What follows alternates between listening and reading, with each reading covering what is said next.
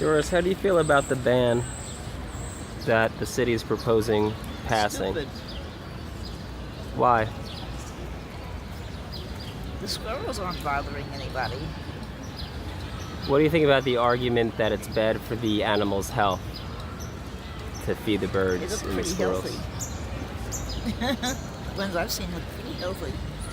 And what do you feel about the argument being made by the city and others, or people who aren't even elected, making those decisions about rats eating up the peanut shells and causing a nuisance? I don't think they eat peanut shells in the first place.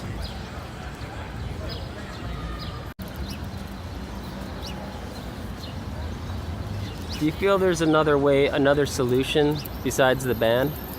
Do you feel like the city is listening? Listening to what? Listening to the community and to the people who... Obviously not.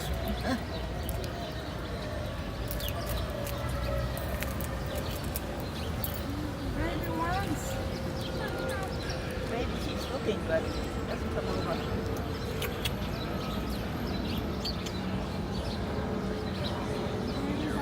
No. We'd like to propose education and not criminalization. So education of the public Huh.